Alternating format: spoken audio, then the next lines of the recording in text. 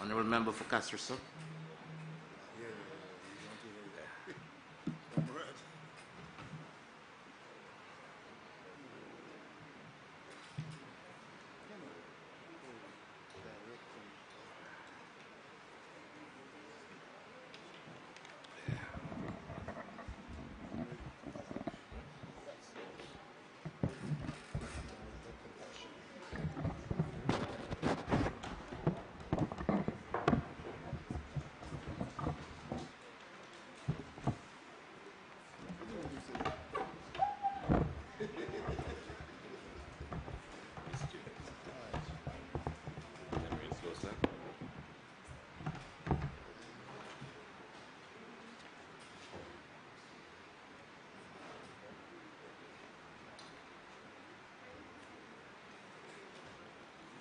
Mr. Speaker, I rise as a representative of the constituents of Castries South to lend my support for the motion as presented by the member for Castries East and the leader of the opposition. Mr. Speaker, I have in my hand a copy of the motion as presented by the member from Castries East and leader of the opposition. I will not refer to each and every clause contained, but I shall seek, Mr. Speaker, to address substantially some of the issues raised in the motion. Mr. Speaker, I never thought for one moment that such a motion would have caused the members on the government side to have responded the way that they did today. I thought it would have been an opportunity for us to assess the government, expressing our no confidence in the Prime Minister. And I was totally surprised by the fear that was caused by such a motion. You heard a lot about the motion, Mr. Speaker, but a no-confidence motion is an essential part of our parliamentary democracy. It is a check and balance on the functioning of government.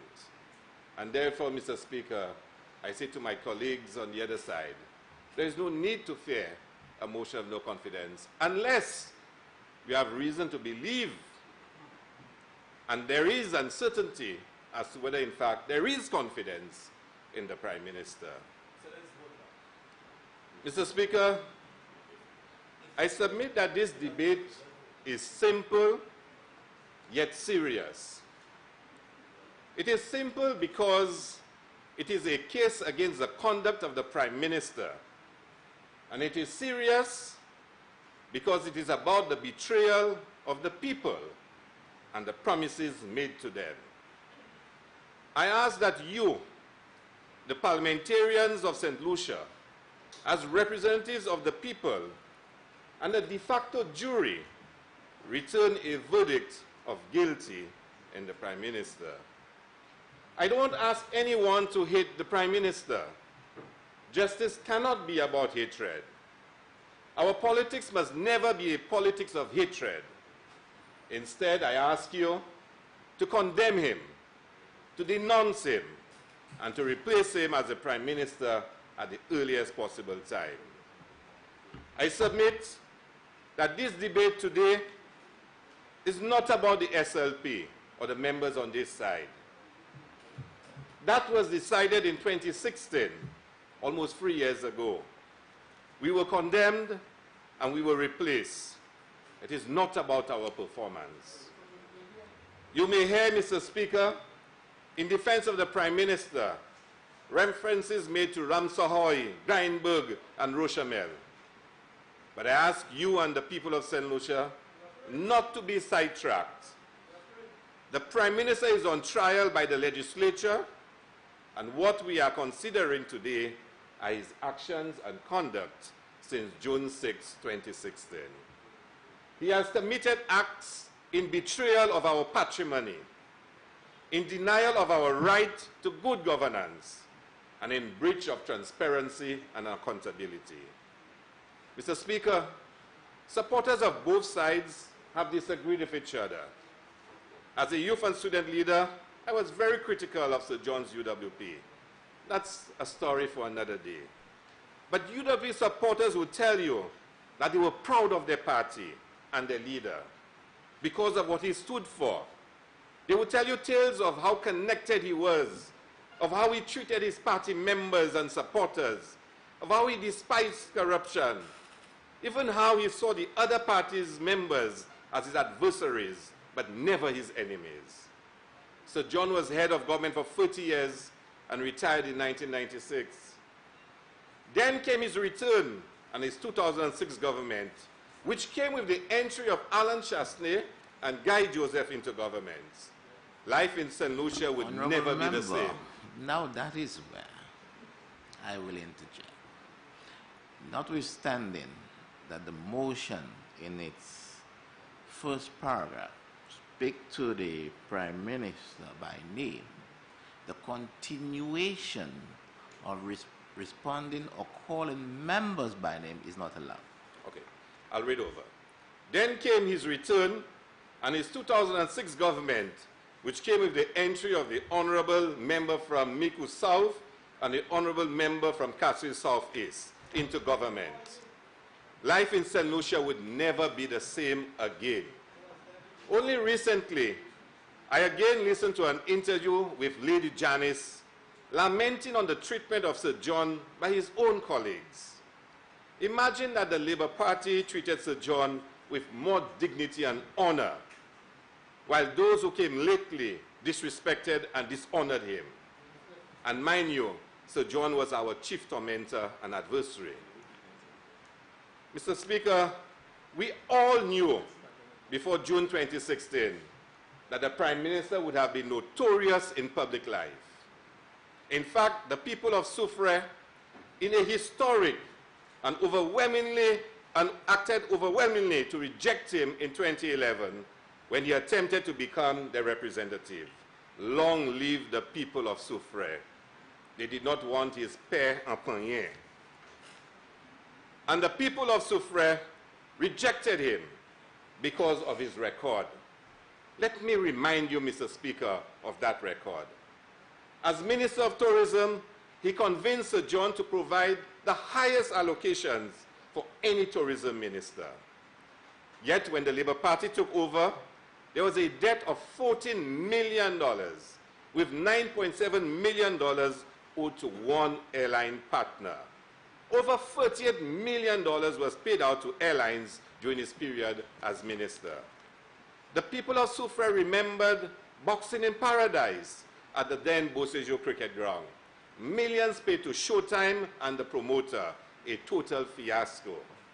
The people of Soufrière remembered the rental of a tent for a FCCA conference, which cost the taxpayers of St. Lucia US $850,000 or 2.3 million EC dollars.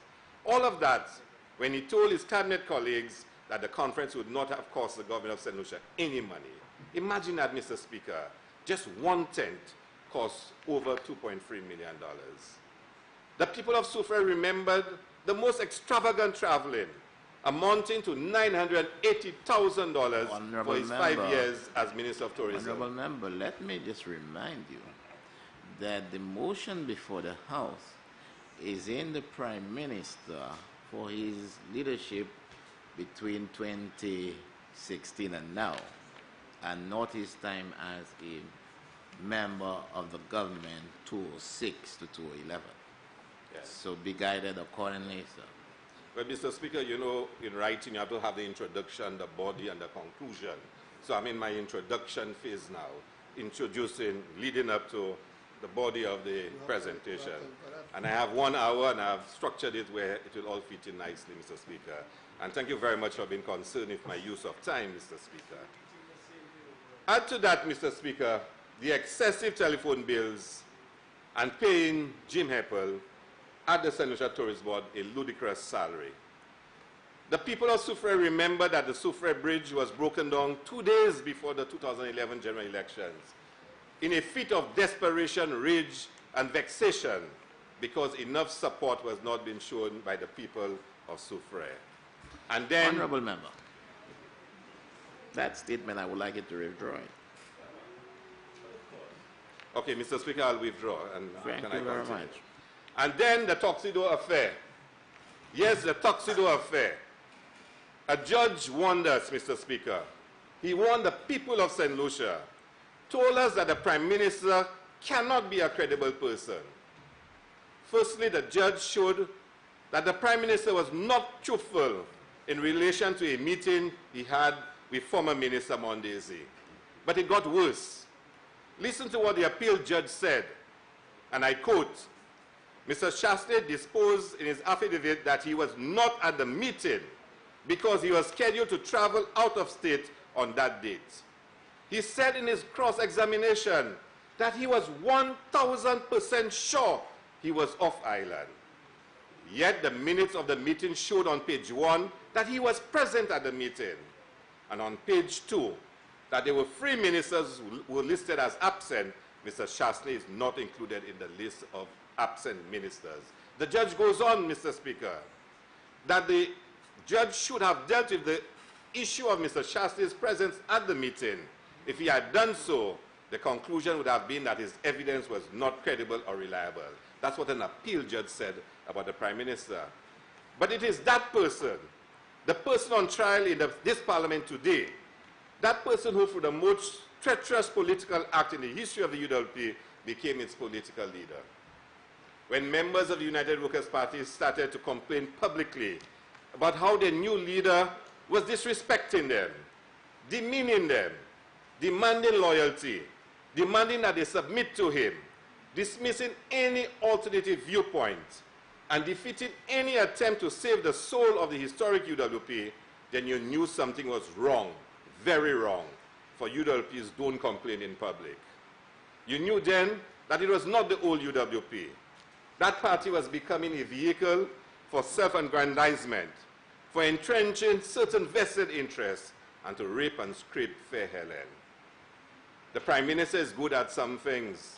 Let us be fair. He's an excellent salesman. He can sell snow to the Eskimos. The Oxford Dictionary defines a con man as, and I quote, a man who cheats or tricks someone by gaining their trust and persuading them to believe something that is not true. That's a con man. And by the way, a con man is short for confidence man, a man who wins over your confidence. And I repeat the description of con man. A man who cheats or tricks someone by gaining their trust and persuading them to believe something that is not true.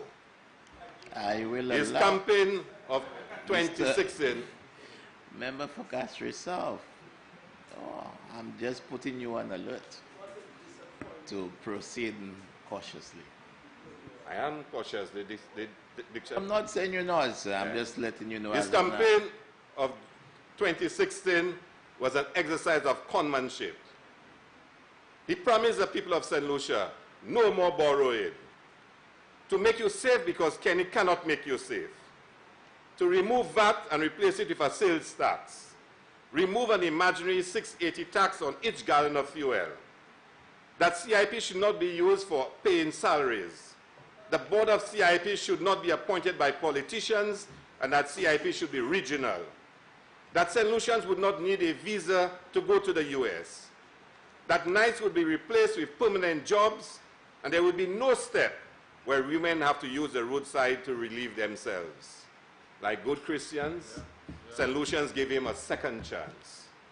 But what has happened since June 2016? No one voted to be worse off. People voted because they were told that as Prime Minister, he would build a better St. Lucia, that he would manage St. Lucia like a business, and that it would be better for all of us. Mr. Speaker, I recall that in my first appropriations bill presentation, I noted that the Prime Minister was not building a better St. Lucia, but rather a better St. Lucia. It was only 9 months after the June 2016 elections, and already the signs were there. I recall making the following observations. When the government can callously take away the subvention from the National Trust for opposing its actions, the Prime Minister is not building a better St. Lucia. He's building a better St. Lucia. When the government can get rid of over 1,000 nice workers with no regard for the welfare of their children who are the future of our island, The Prime Minister is not building a better St. Lucia. The Prime Minister is building a better St. Lucia. When a government can terminate the laptop program, denying all children a chance to learn and use technology, then we are not building a better St. Lucia. We are building a better St. Lucia. When the government can reduce the VAT in a manner knowing that the consumers in the most need will not benefit from it, but instead to serve the narrow interests of themselves and their friends, then the Prime Minister is not building a better St. Lucia. The Prime Minister is building a better St. Lucia. When a government can terminate the distress fund for families who suffer from house fires and told to go and get insurance and stop being beggars, knowing that they cannot afford to, the Prime Minister is not building a better St. Lucia. The Prime Minister is building a better St. Lucia. When the government brushes aside the advice and talents of its technocrats who have worked diligently under both UWP and SLP administrations and instead engage consultants of millions of dollars, the PM is not building a better St. Lucia. He's building a better St. Lucia. From the onset and the early days of United Workers' Party government, it is very clear that this Prime Minister is not fit to be the Prime Minister of St. Lucia. On 26 July 2016, Prime Minister Alan Shasley signed a contract between Desert Star Holdings and the government of St. Lucia. Further, on 10th November 2016, the Prime Minister signed a supplementary agreement. It was the most shocking revelation.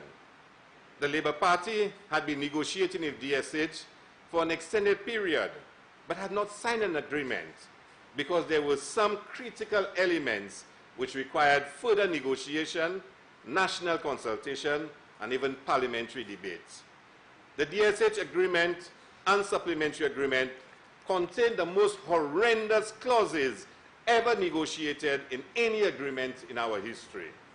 These included: 1, the project committed all of the productive and investment lands in Vieux-Fort, almost 1,000 acres, in the hands of one developer. 2, exclusive rights are given to DSH for the operation of a casino, horse racing, and betting facility, and further, it has those rights forever. 3, lands are to be leased at US $1 per acre for 99 years. 4, a buyback option is granted to DSH, obligating the government of St. Lucia to pay the market price of the development within 90 days of a decision by DSH to terminate the agreement. 5, an escrow account to be established outside of St. Lucia and under the effective control of DSH. And 6, government agreed to provide a security of investment provision, in effect giving DSH free access to our money, even if they messed up. Mr. Speaker, how can the Prime Minister could have signed such an agreement? Did he consult his Minister of Commerce and Industry? Did he consult his Attorney General? Did he consult his Permanent Secretary or his Director of Finance? Did he consult his Cabinet colleagues?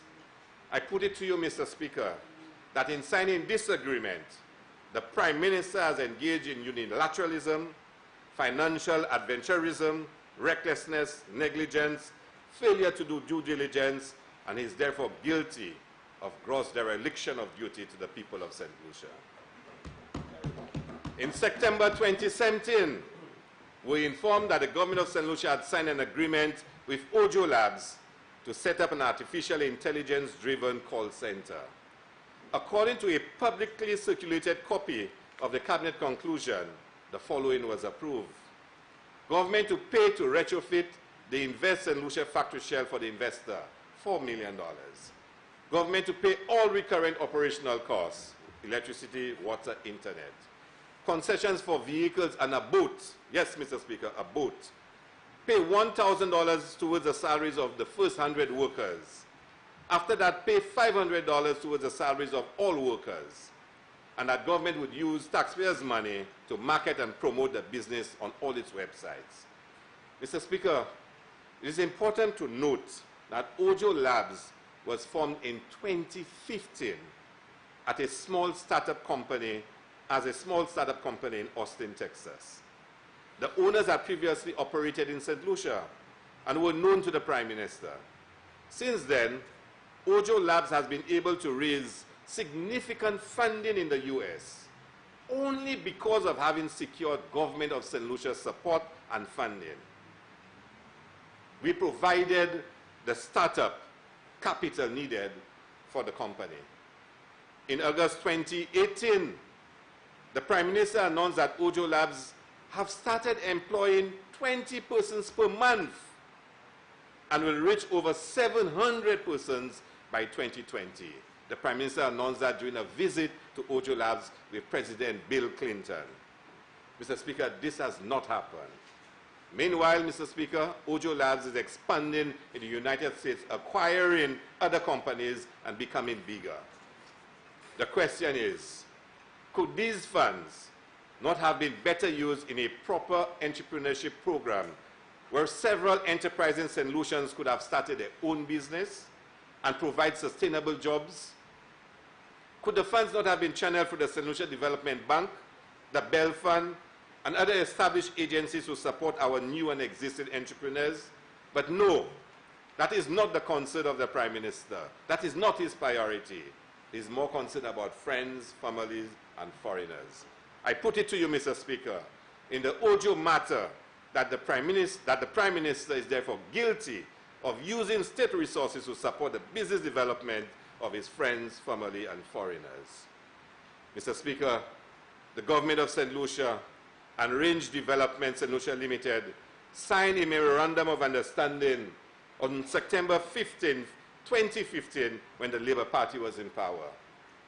Cabinet, by conclusion number 271 of 25th April 2016, approved phase 1 of the Black Bay Resort as a real estate project under the Citizenship by Investment program.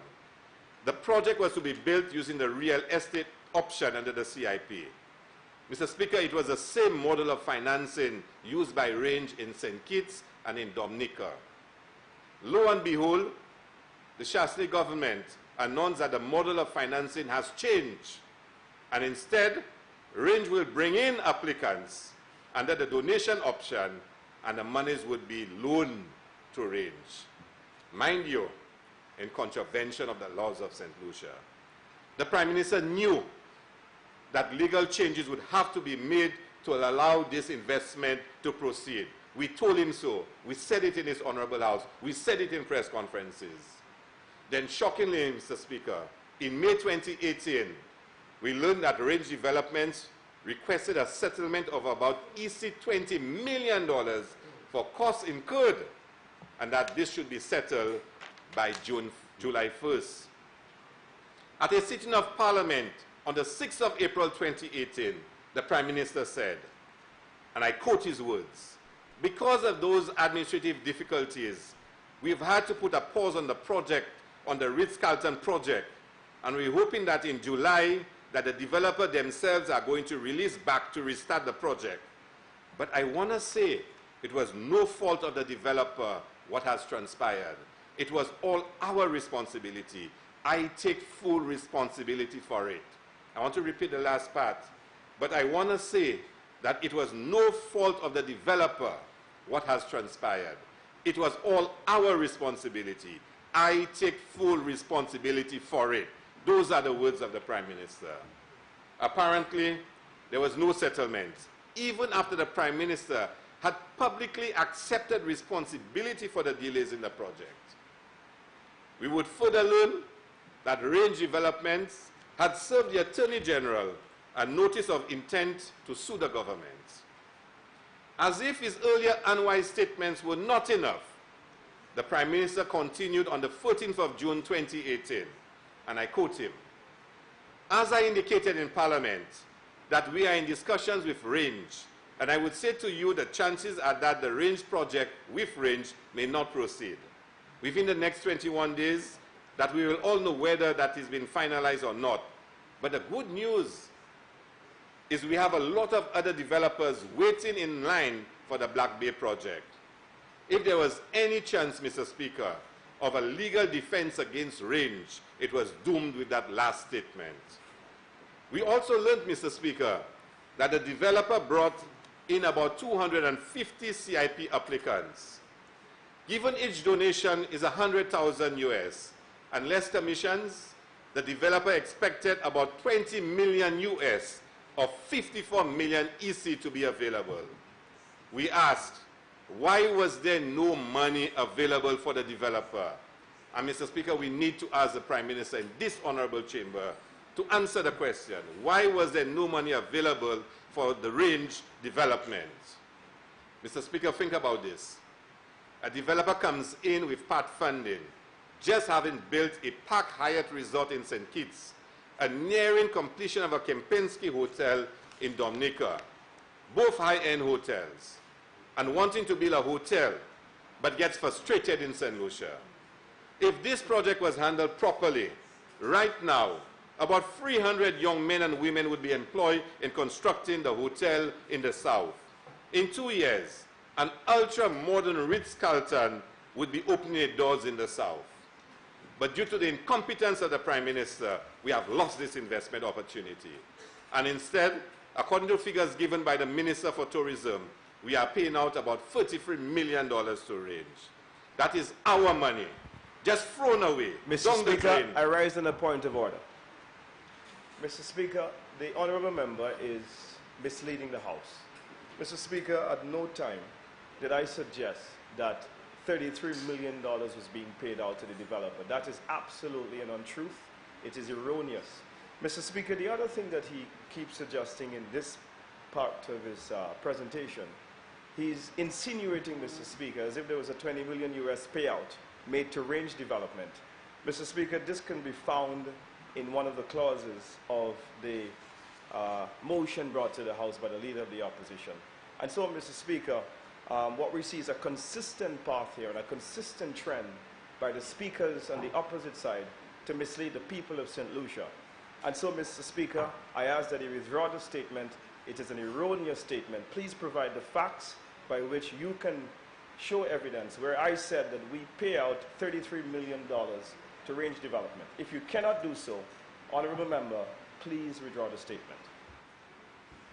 Honourable Member Castro-South, you heard the submission. Can you so substantiate? Mr. Speaker, I can quote Erskine Mays and clearly state that if a Minister of Government disputes something, he has to provide the proof and not me.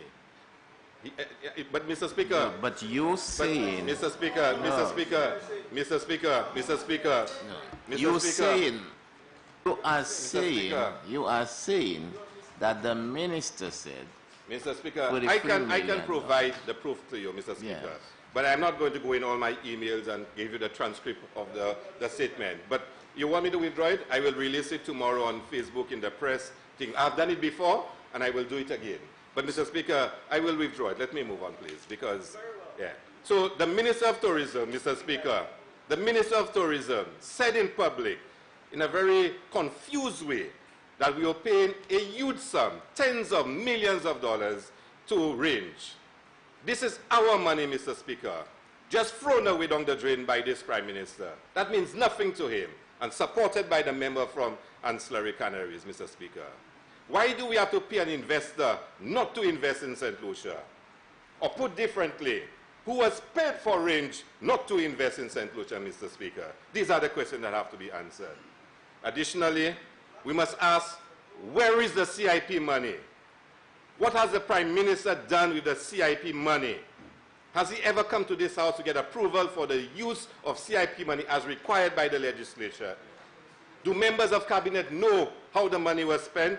Does Parliament know how the money was spent? Do the people of St. Lucia know? Unlike in Dominica, where it is used to build housing developments, and only yesterday the announcement of a geothermal plant in Dominica, CIP money. In St. Lucia, nobody knows for what purposes our Prime Minister has used our CIP funds. Clearly, therefore, Mr. Speaker, I put it to you that the Prime Minister is guilty of breaking the CIP legislation and through his actions, causing the government of St. Lucia to have to pay out millions of dollars in compensation to a developer. And the question still lingers, where the money gone? Mr. Speaker, the Citizenship by Investment program is a sensitive program in respect of its operations and the fact that it involves passports which St. Lucians hold dear.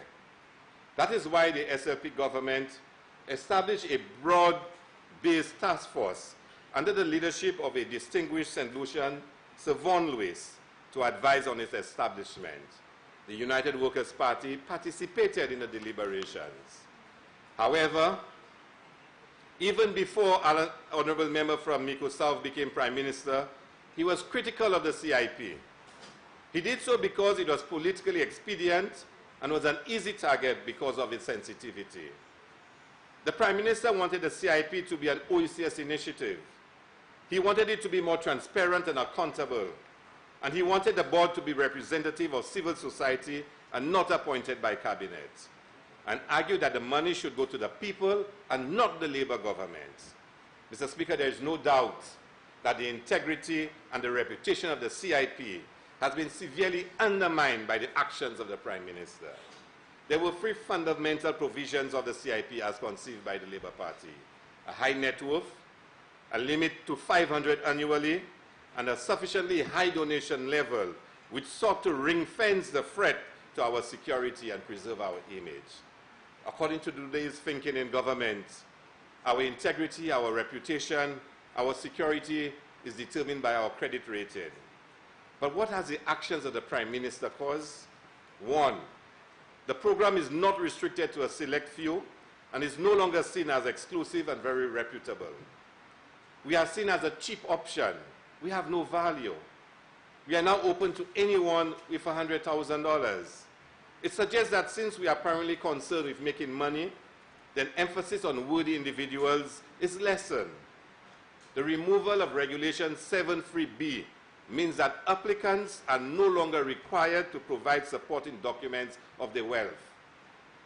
Now St. Lucia, and I want you, Mr. Speaker, to focus on this one. Now St. Lucia is likely to face some serious lawsuits for the decisions of the Prime Minister and the government.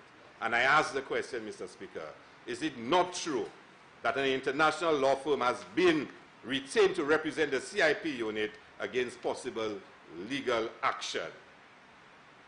Mr. Speaker, the Prime Minister has lowered our citizenship to $100,000.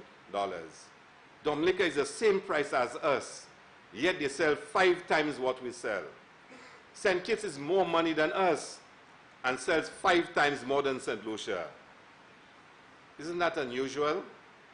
Is St. Lucia not inspiring people to become citizens?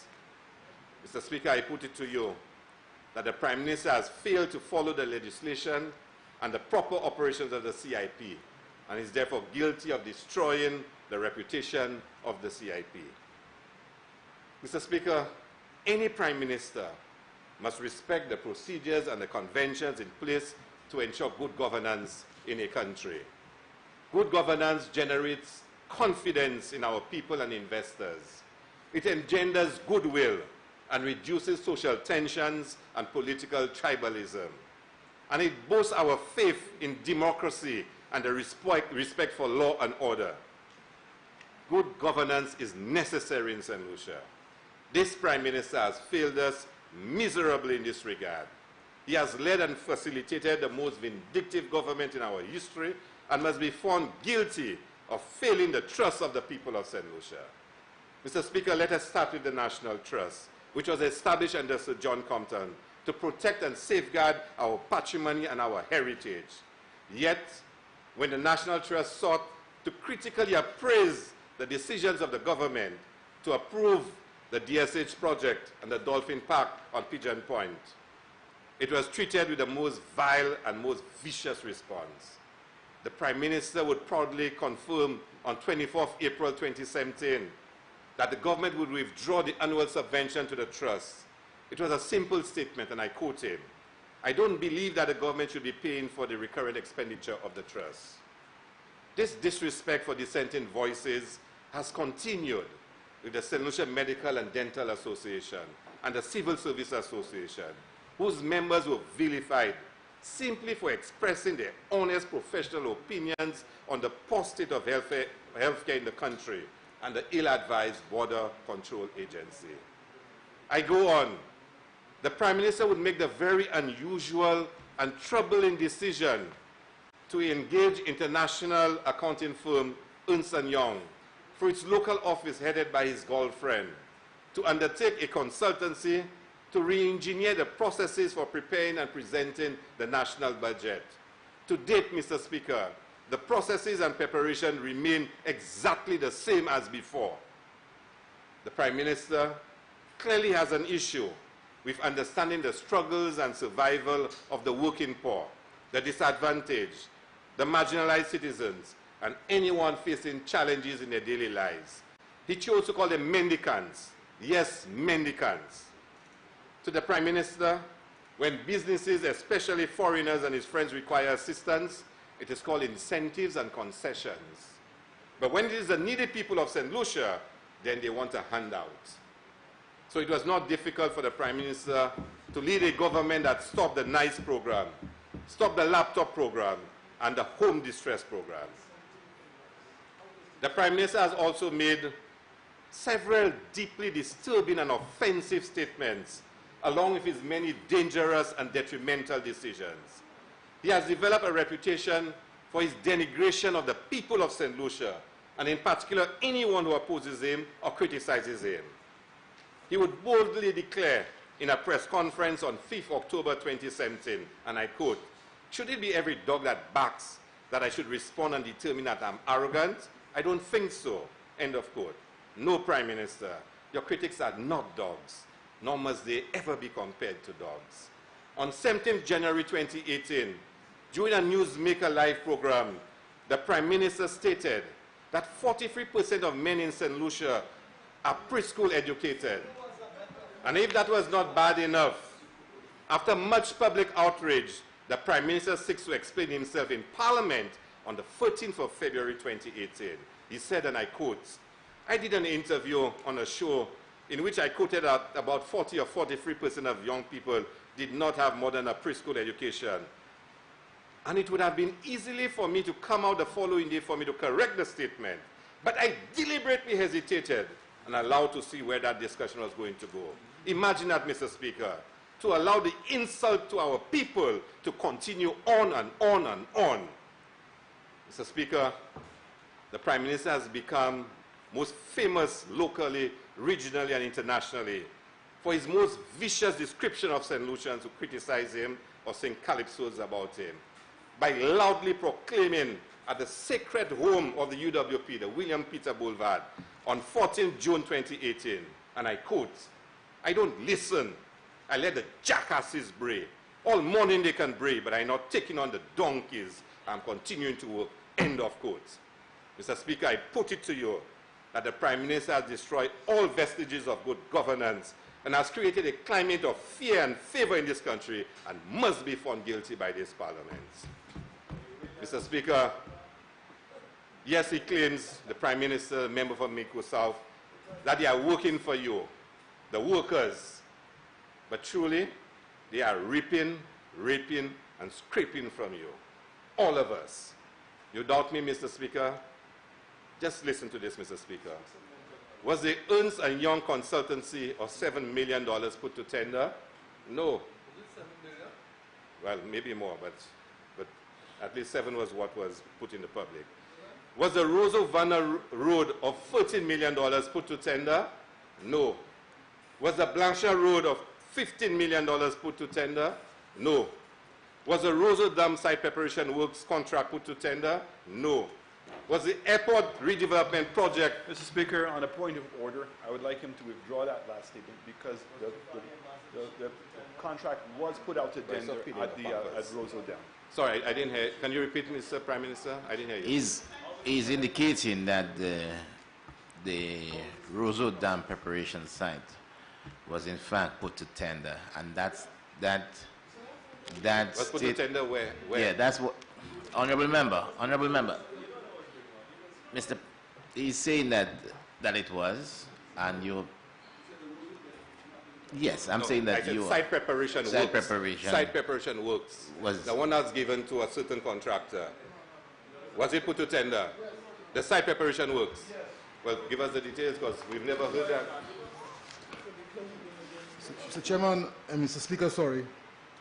This member is misleading the House. It was my intention just to sit down and listen, but if you want to talk about my portfolio, it was put out to tender. 4 local contractors tendered, and the committee selected one individual. Public tender, yeah. Honorable member, you so heard, well, so I would like you to so amend the quality. Mr. Speaker, I will withdraw, but can I ask the honorable member provide evidence to us at the next sitting of the House?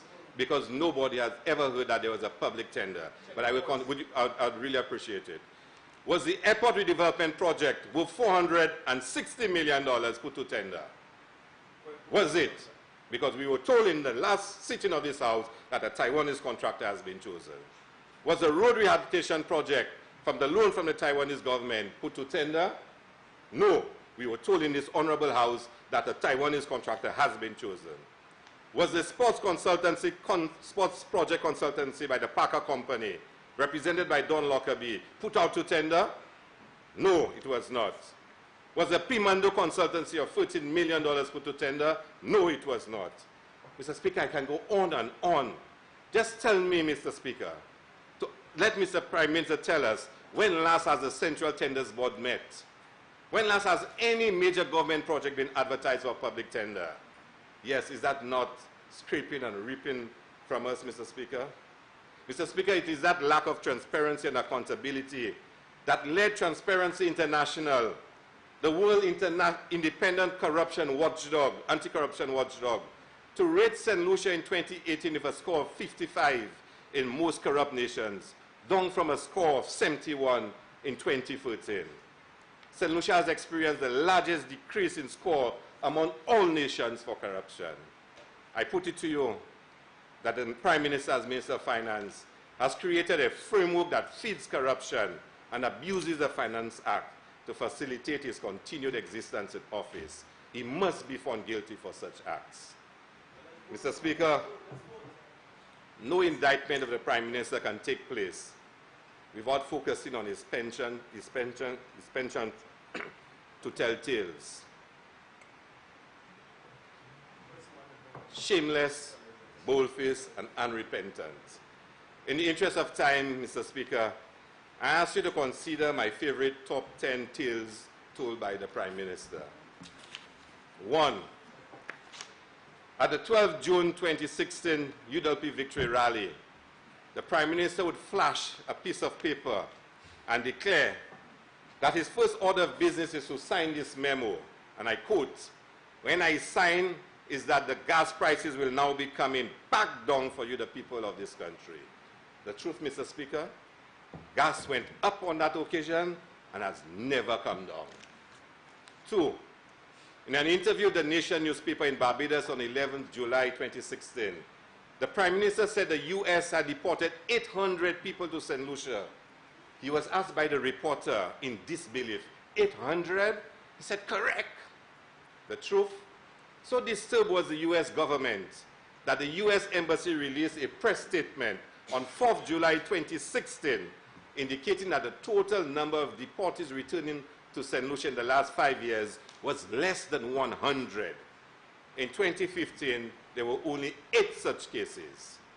Number 3, the Prime Minister says that he had never met Theo Akin before July 2016. The truth? He had photos posted on his Facebook page on June 13th with Theo Akin. Number 4. Mr. Speaker, again, if we're going to tell stories and we want to be truthful, this is a very serious matter. I only met Theo Akin for the first time in my life in June of 2016, and I would challenge the member on the other side to show any picture with me with Joe Akin in 2015. So I would like him to withdraw that erroneous statement. Can I repeat what I said, Mr. Speaker? Go ahead. So wrong, you shall. The Prime Minister said that he had never met Theo Akin before July 2016. Exactly. The truth, he had photos posted on his Facebook page on June 13, 2016 with Theo Akin. That's what I said. That's what I said? Remember the grenade and the gas price with JJ? Honorable member. Number 4, Mr. Speaker. The Prime Minister would announce at a September 19, 2016 press conference that we have over 4,000 case backlog. The truth? The Chief Justice, at the opening of the law year, would declare that, and I quote, "Our current data shows over 1,000 in criminal cases still pending." That was the Chief Justice. Who do we listen to? Number 5, on 7 December 2016, the Prime Minister, whilst a guest on 21 questions, stated emphatically that there was no confidentiality clause in the DSH framework agreement. The truth? Clause 19 of the agreement is a confidentiality clause.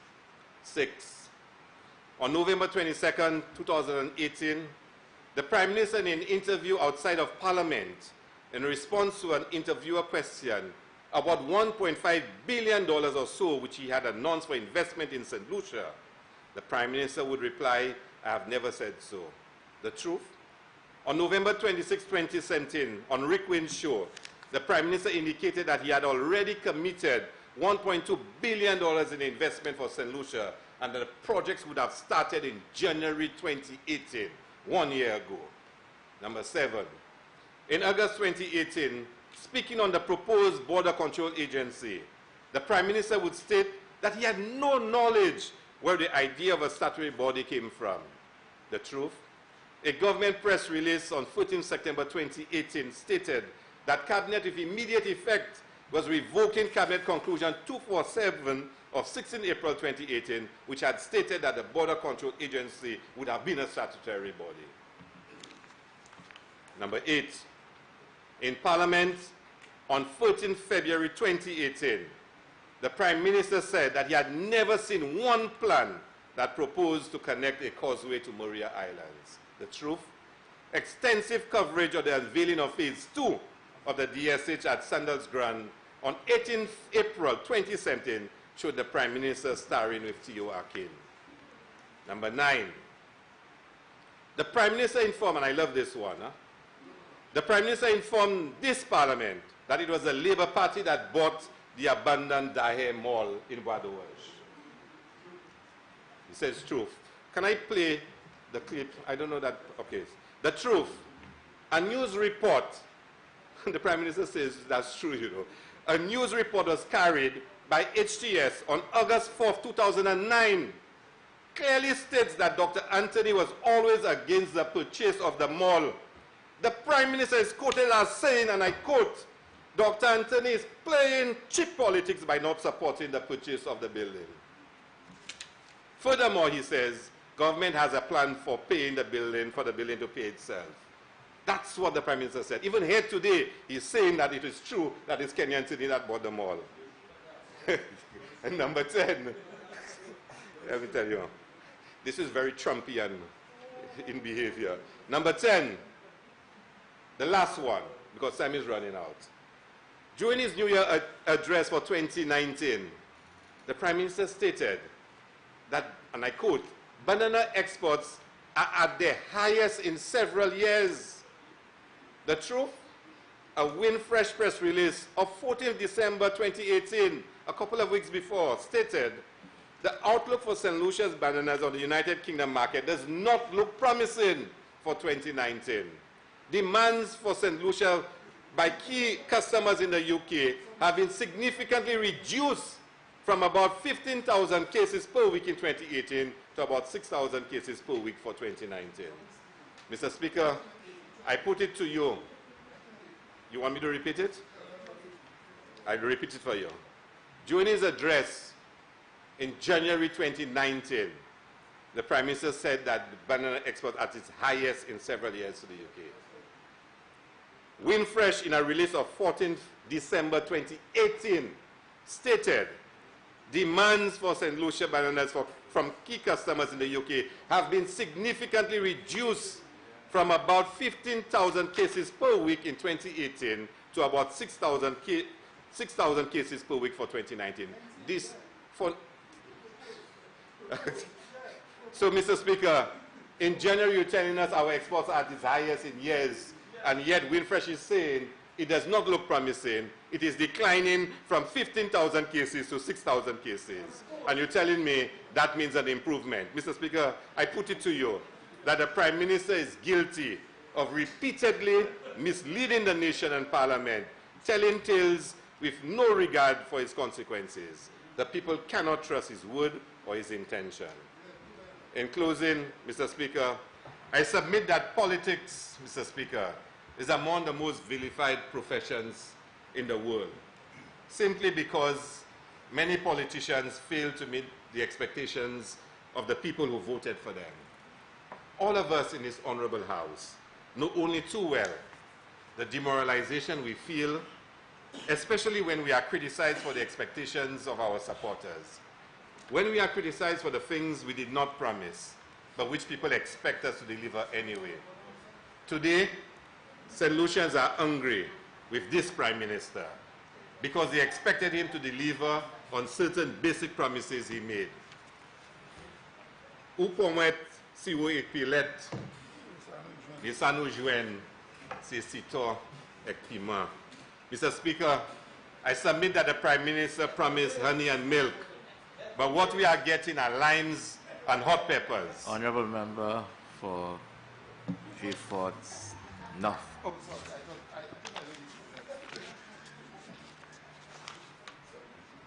Mr. Speaker, I submit that the Prime Minister promised honey and milk, but what we are getting are limes and hot peppers.